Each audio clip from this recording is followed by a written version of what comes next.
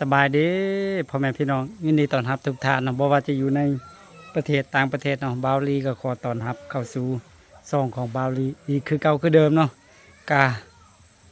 มื้อนี้เนาะอยู่ที่บ้านห้วยพระเนาะพ่อแม่พี่น้องกะโดนเติบที่บ่ได้ขี่รถเข้ามาซอยนี้พ่อแม่พี่น้องเนาะ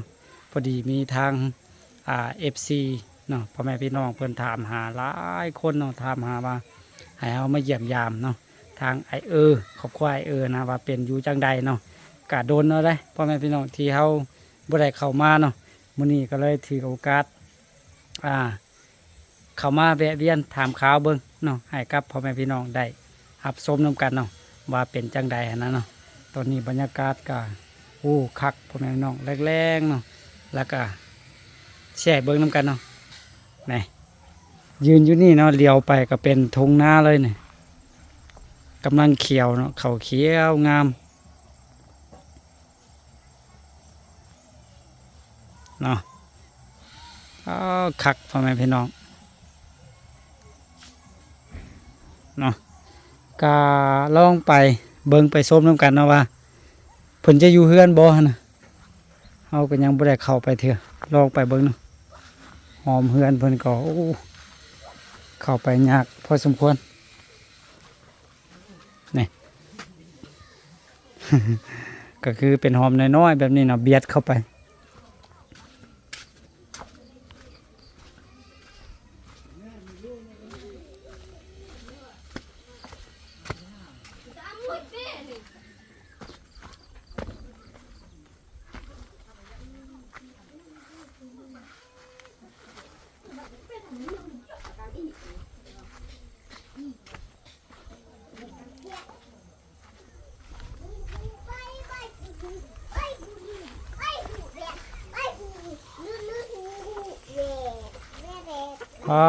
โถ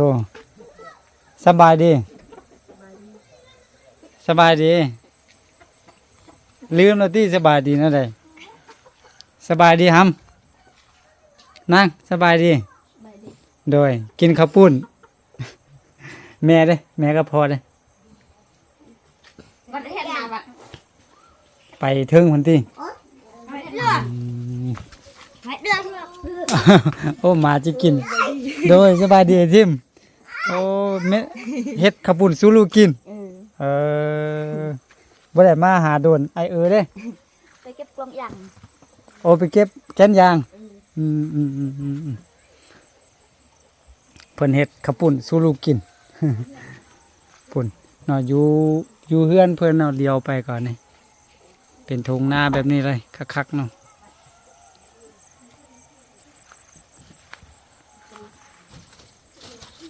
บรรยากาศสุดยอด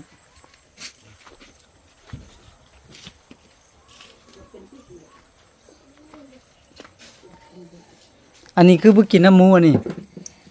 น่ะอิ่มแล้วป่าฝนอันนี้ความคักมีดนี่วัดเนาะวัดมันอายกกเนาะเอื้อยดิอันนี้มันยังก็ชื่อแวดวัดอันนี้วนอันนี้วายวนวายเลย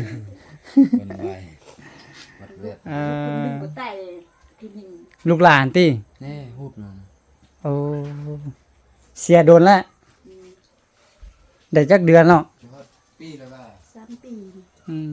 ตอนเพิ่นเสียเพิ่นได้จักปี3 ปีเราเสีย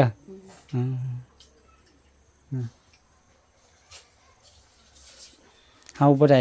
มาเบิ่งซ้ำเป็นอะไรอยู่ดีมีแฮงนั่งเฮ็ดให้ลายบ่ปีนี้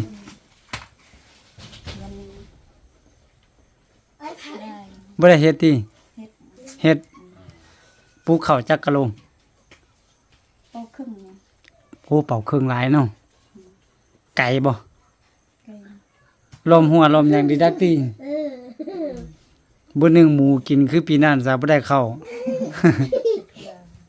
เจ้าตุ้ยคือนะเจ้าเนาะอันหัวมันบ่ เฮ็ดซุนงัวนั่นแล้วก็เข้ากินตลอดในงัว โอ้ฉะนั้นที่บ่ได้กินที่ เฮ็ดติดกันงัวเข้าตลอดอันใดก็ยำไปไล่งัวตลอดมันนี่เขาก็เฮ็ดงัวดีแ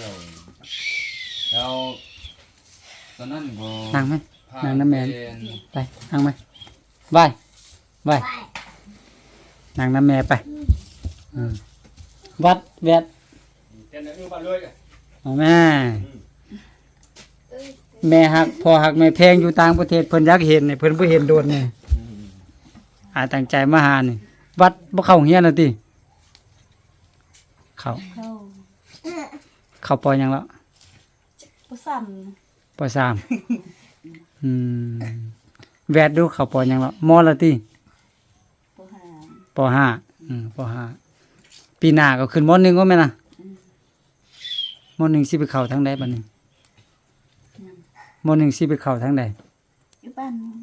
บ้านในโมงบ่จิ บ้านนี้บ่มีที่มหนึ่ง บ้านในโมง ไปให้โมงเนาะโอ้ให้โมงทางเบิ่งมันเปื้อนเฮาเมื่อมาเดี๋ยวนี้นี่ ไอ้เราเก็บแกนยางไปขายนี่ อืม วัดคือบ่ไป ไป สวยพอได้จักโลก็เอาบ่ไปจักมือไปอยู่ที่มันนี่พักที่หรือว่าจะได้ ก็ไปตลอด ไปตลอดอยู่เนาะ ได้20-30,000 เขาซื้อโลเท่าไหร่ บ่ว่าพัน โล5,000เอา10โลก็50,000มื้อหนึงได้อยู่ที่วัด5โล10โลบ่ได้ มันเกิดแค่หน่อยได้หั่น เอาเรือ เนาะแก่นยางบักหลายเฮาขี่รถเมื่อนั่น ช่วงนี้มันก็บ่อยากมีซันได้นะมันฝนตกแด่มันก็บ่ล้นซันได้ มันบ่แตกเนาะ เออมัน แดดบ่ออก แดด อืม แตกล้น แวดนั่งดีๆแวดอายแล้วเนาะ ตอนนั้นอายมาบ่เห็นสิอาย ไปเข้าใส่แวดปีหน้าไปเข้าโรงเรียนทางใดน้องสิไปทางใดบ่ฮู้ไปทางห้วยโมงอ่ะหรือว่าไปทางเมืองผา แต่ทางใดก็มีปื้มสิครัวเลย แต่อยู่ห้วยโมงก็มีหอพักคือกันเด้ มีอยู่ของข้าวของมี อืม อยู่โรงเรียนห้วยโมงก็มีหอพักให้อยู่คือกันมันคือเห็นอยู่ แต่อยู่ทางเมืองผาก็มีคือกัน แต่ว่าอันใดสะดวกก็ไปทางนั้นถ้าว่าแวดอยากเข้าโรงเรียนก็ให้เราเข้านะบ่ต้องให้ออก เข้าโรงเรียนฮอดม.7 ก่อน ออกมาก็บ่มีหยังเฮ็ด อันผู้เสียแม่นเอื้อยผู้นี้เนาะแล้วเราเป็นหยังเอาเป็นน้องหรือเป็นเอื้อย มันพี่ชัยเลย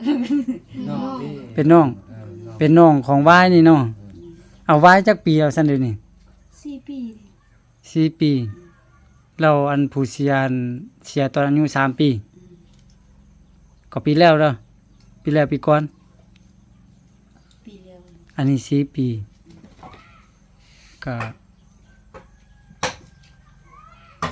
ก็หากเสียที่ซะเนาะ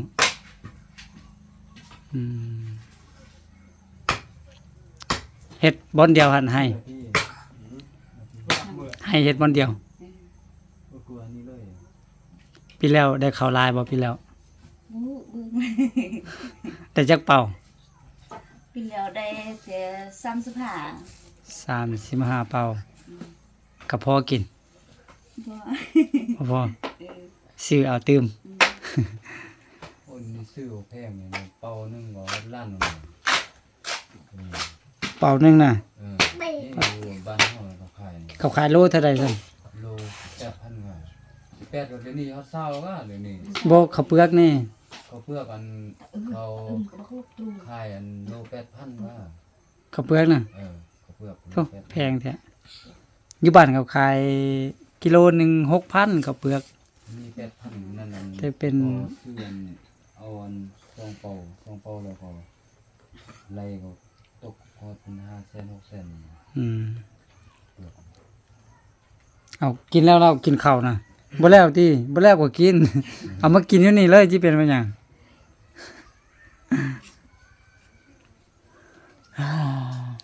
บ่ได้มาโดนมื้อนี้ไปเวียกก็เลยแวะมาเยี่ยมยาม มีคนถามหาว่า อยากให้มายามเบิ่งทางครอบครัวเอื้อยกับอ้ายได้ว่าเป็นเท่าใดนี่ก็เลยเข้ามา ดีแล้วเดี๋ยวนี้บัดก็แวดกันย้ายแล้วเนาะสบายแล้วติเดี๋ยวนี้บ่ยากแล้วติสบายอยู่เนาะตอนนั้นผู้ใดก็ยังน้อยหมดเนาะตอนนั้นตอนข่อยมามันเป็นไข่มันแวดได้เป็นไข่เนาะอันเป็นไข่อันนักๆกันน่ะเดี๋ยวนี้ก็ย้ายหมดทุกคนอันนี้แต่ว่ายังผู้จอยอยู่ว่าเนาะไปลินลายพอดีบนบายวัดยังอายคือเก่าเนาะวัดเนาะบ่ปาคือเก่าเนาะเข้าปอยังแล้วปห้านะปอยัง ผู้สิ ปสี่ปสี่นี่ฮู้จักกับเขานั่นอยู่ที่อันมันยังซื้อ2ซื้อ3อ่ะบ่แม่นลูกไอ้ที่อ่ะนะ ต้นสุก ซุกโซนนั่นน่ะน่าจะเป็นหมู่เดียวกันบ่แม่นอ่ะเขาเป็นอ้ายอ่ะ เป็นไอ้เดียง เป็นอ้ายเนาะมันจะมีอ่าโทเล็กน้อยน้อยเต็มต้องแห้ง ปรับใหม่แล้วจ้าว่า เล็กน้อยเต็มแห้ง วายตัวปูดบันหนึ่งเลยอิ่มเนาะกินข้าวปุ้นอิ่มเนาะ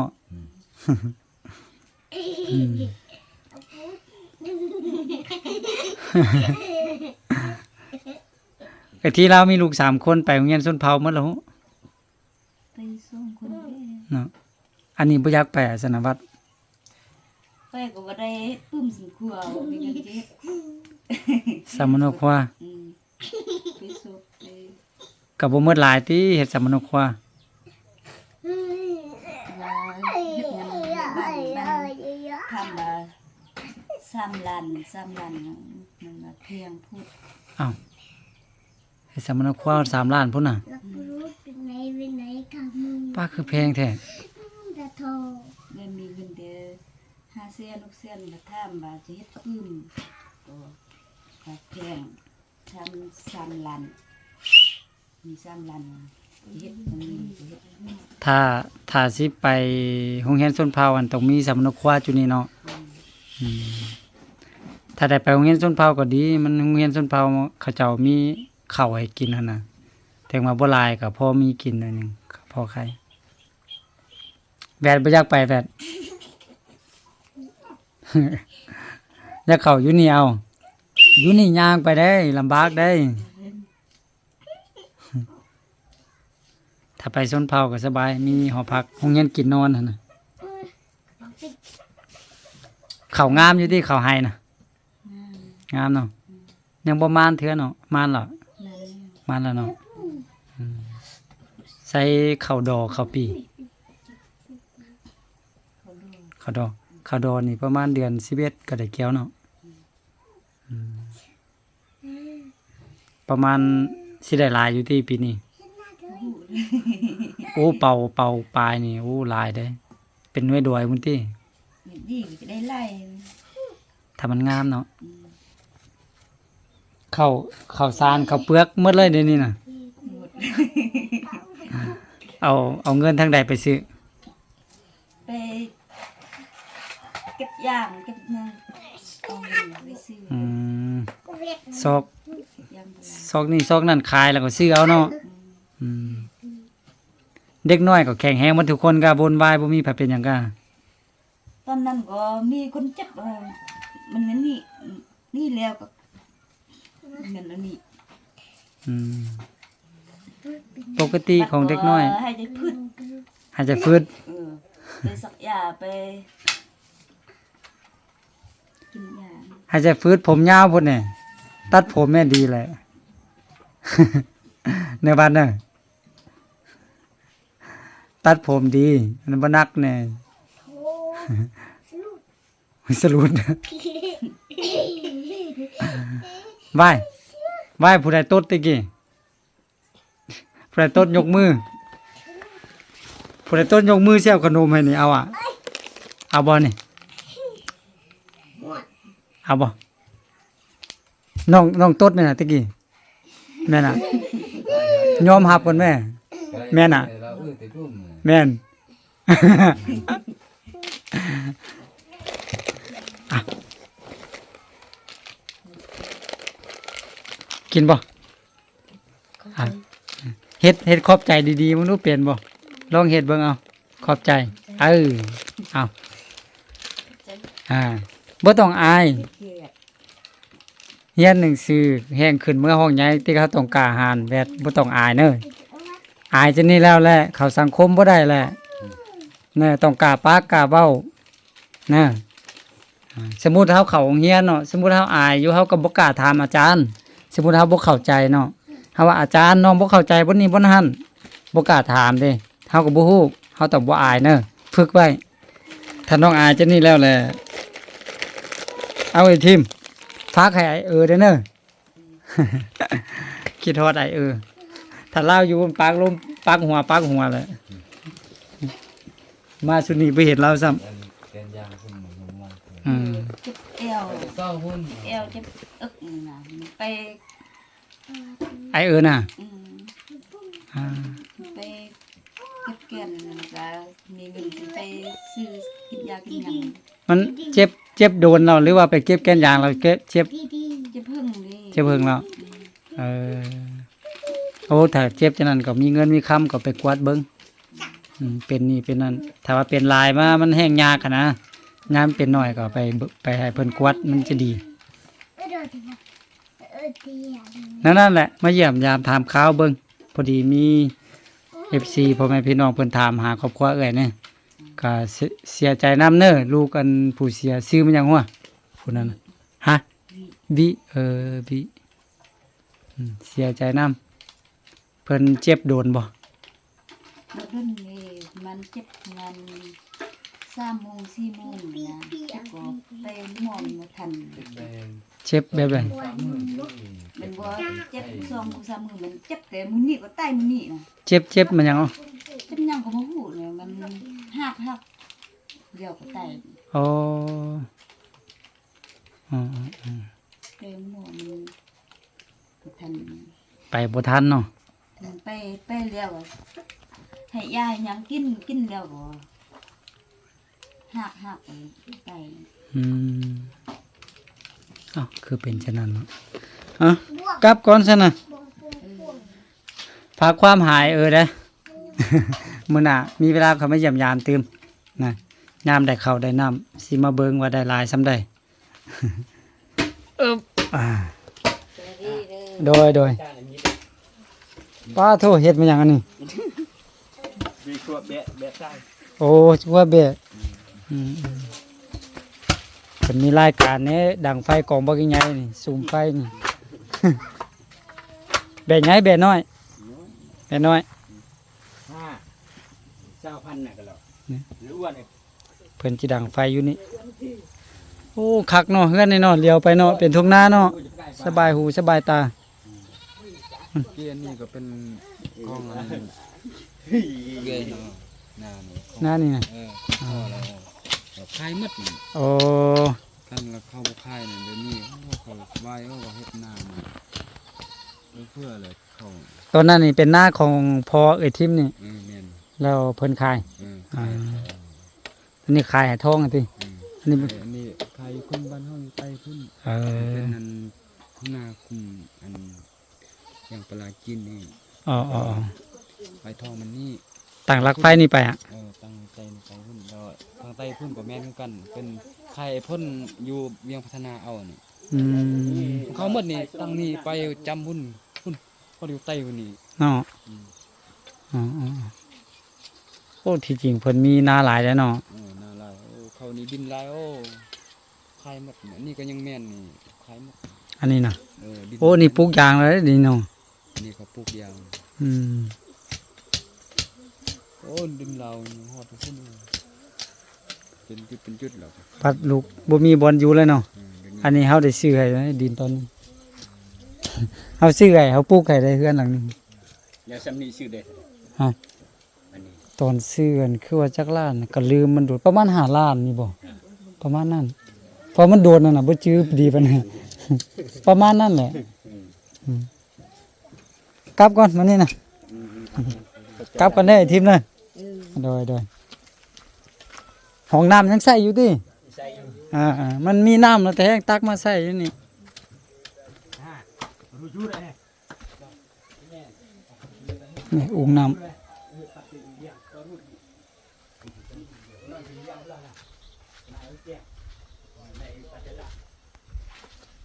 เนาะ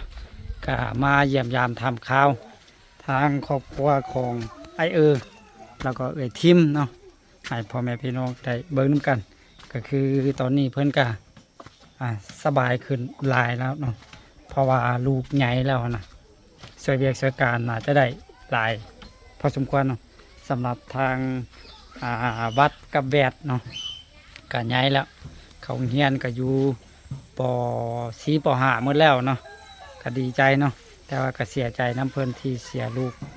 สาวหล่าไปเนาะเจ็บกระทันหันแล้วก็เอาบ่ได้เนาะพ่อแม่พี่น้องก็โอเคมาฝากมาตอนให้พ่อแม่พี่น้องได้ครับชมน้ำกันเนาะสำหรับคลิปนี้บาลีขอขอบคุณใจทุกท่านที่เข้ามาให้กำลังใจตั้งแต่ต้นจนจบเนาะขอให้ทุกท่านที่เข้ามารับชมในคลิปนี้จงอยู่ดีมีแฮงอยู่ดีมีสุขร่ำรวยสุขภาพร่ำรวยเงินทองเนาะสาธุโอเคแล้วพบกันไหมในคลิปต่อไปส่วนเราจะเป็นคลิปใดและอยูไซก็อย่าลืมให้กำลังใจกันคือเก่าคือเดิมสำหรับคลิปนี้ขอตัวลาไปก่อนเนาะแล้วพบกันไหมสบายดี